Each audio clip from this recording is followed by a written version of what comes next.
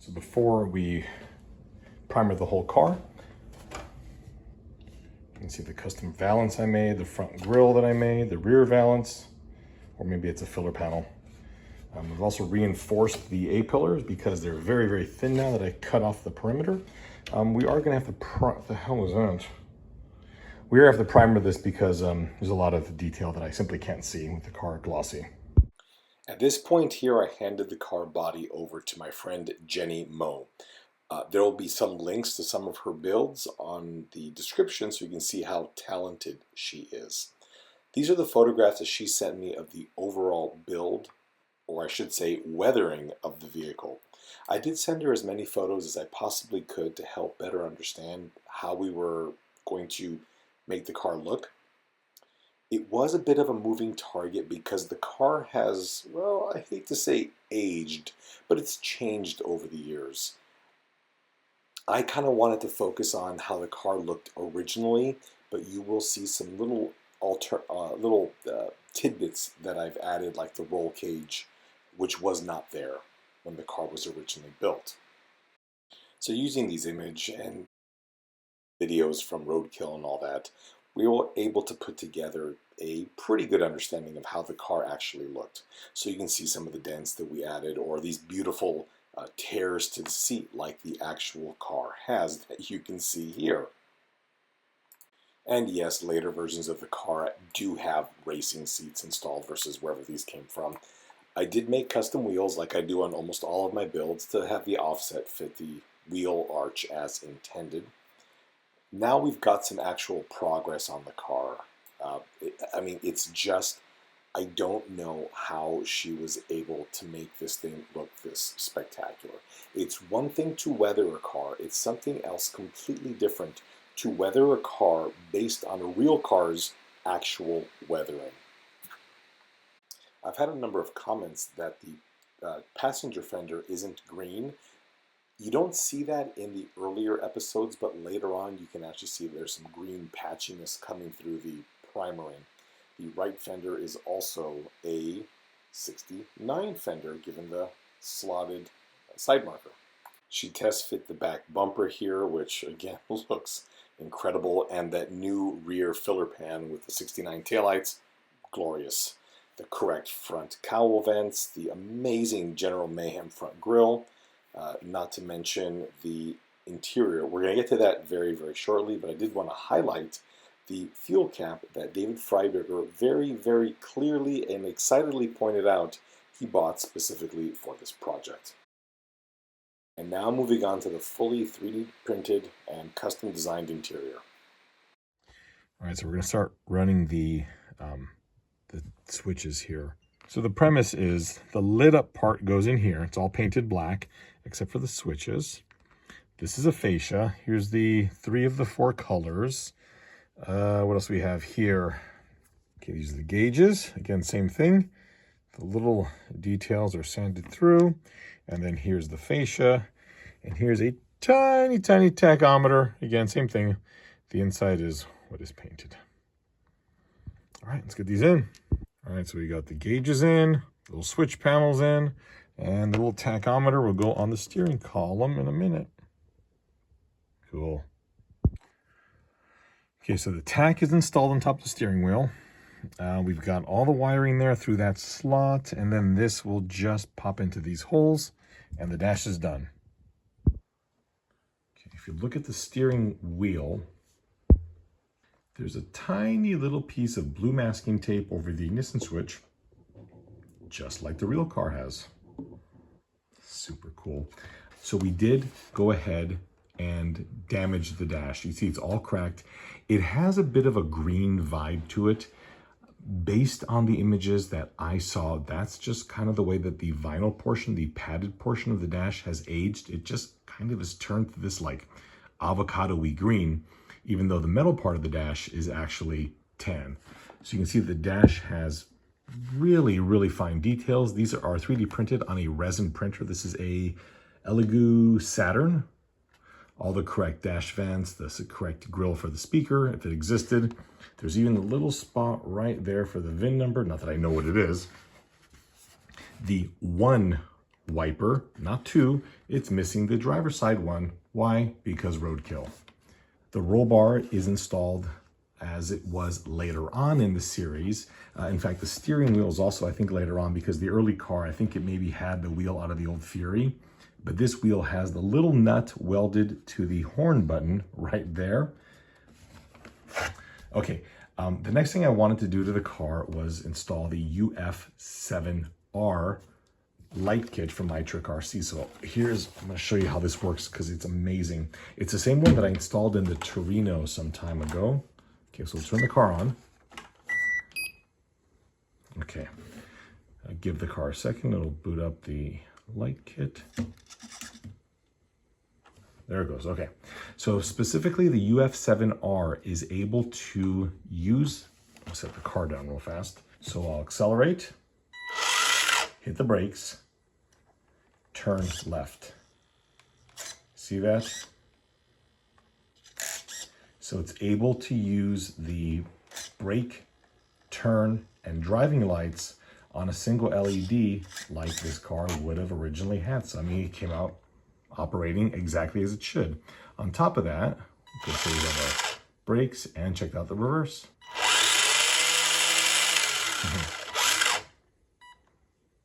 Isn't that cool? That is so cool. I love the 68 taillights. Oh, they're just absolutely the best. Amazing. I did the bumperettes as well at the rear. The license plate, again, is going back to the original episode. This is the plate from the when the car had originally gotten back on the road. You see the lighting on the inside there. It looks fabulous. Can you see that? It's a little blurry, but there you go. Oh, car's going into sleep mode. Oh, actually, speaking of, back to the front. Okay, so check this out. These turn signals, oh, you can see them, you can see them. Look at the striations right there on the signal itself, okay? The reason that they're not concentric is that these amber signals are wrong. The roadkill car has the correct front valance, which the toy did not have, so I designed this whole valance. This is like a trailer light or something, so it actually sits above the cutout for the factory light. So even this is correct. Okay, so driving light and turn signal. Okay, last thing here. So the grill came out wonderful. I had originally made the mesh significantly more finer. I actually made it exactly the same as the roadkill car. It just wouldn't print out well enough. And then I tried to do it out of metal, and it just it didn't look as flat as the actual General Mayhem. So let's go ahead and turn the headlights on, which are actually on a switch. Okay. General Mayhem is kind of defined partly by the two headlights versus the quad headlights that a standard Charger would have. Now later on, the car got the Hellcat engine, horrible taillights, random, I don't know, I didn't really like when they did that, and I think that both David and Mike Finnegan did not like it either. And then it got the projector headlights from the Charger. Donor car, which was just horrible. These are the correct lights that it always should have had. You see the little hood pins, completely fake. Well, the pin's real. The actual stud is not. That's a 3D print. Just glorious work that Jenny did on the actual weathering. Incredible work. The 68 front fender is missing the side marker. I designed and 3D printed the rear side marker, which is not on because I've never seen it on General Mayhem either. It's probably just either the bulb is burned out or there's no wire there for it. However, we flip the car around, we have the 69 front fender with the slot. Just remarkable. The car's biggest problem right now is that it's actually kind of clean. I don't think General Mayhem's ever been this black, because in order to be this black, you've actually got to be not dusty. The wheels came out fabulous. Again, 3D printed, and the offset is completely different. The rear offset's like plus almost 12, I think. The front is around 6 or 8.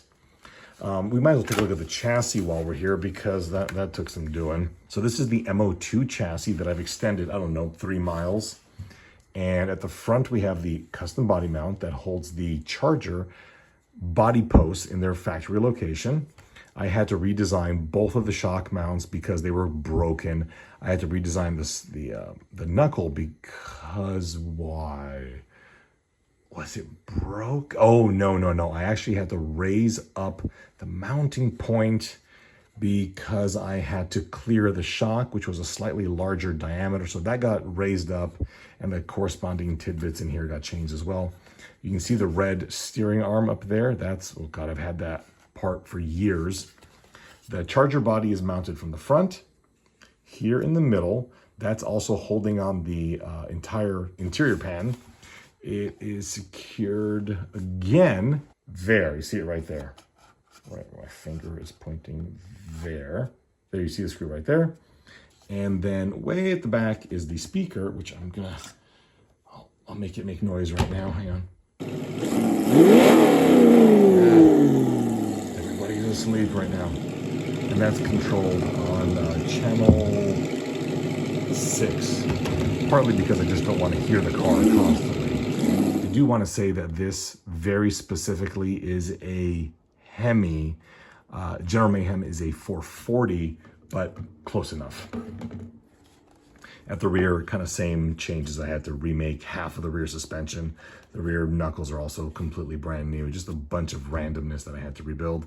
And of course, 36 miles of cabling under here to make all the lighting work. When I got the car back from Jenny, I did install the front bumper. Okay, a lot of modifications were done to this, partly because of the toy, partly because it's a 69 car, which meant I had to cut off the entire grille. I had to form the front section of it because the 69 vertical portion of the grille does blend into the horizontal crossbar. The car's original body was actually dented here, so we got kind of lucky with that. A few more dents were added here. You can see on the sides. Again, the car is really a moving target because the General Mayhem just keeps, well, it keeps evolving. Now that Roadkill tragically has been shut down, because I used to, man, I loved Roadkill. It was just one of the greatest shows out there. David Freiberger does own the car again, and he's been effectively putting it back to the way it always should have been. The original 440 got put back in there. That was, I think, living in the crop duster. If all of this is just gibberish to you, I highly recommend you watch every single Roadkill show available. They're mostly on YouTube if you look, wink, wink, and it's just glorious, glorious stuff out there. I have some better shots of the vehicle that I'll post up right now. I've got some running video of it as well. The MO1, MO2 chassis with their horrible lay-down shocks have one massive plus, is that when they turn, they massively lean because it's a terrible design, but it just looks amazing. Oh, one more thing. The battery resides in this door. If you've been watching me for any time at all, actually, I'll grab them real quick because they're right here. My RX-7 build was quite similar to the Charger in that this was just a toy car body that I've done this to it. But if you flip it over, it too is an MO. This is an MO2. MO2s are rear drive, and you can see that this is the battery access. This is much, much shorter of a body, so the center section is a lot, well, it's a lot tinier.